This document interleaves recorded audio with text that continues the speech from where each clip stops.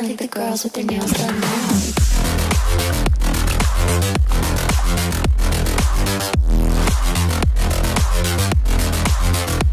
Girls with their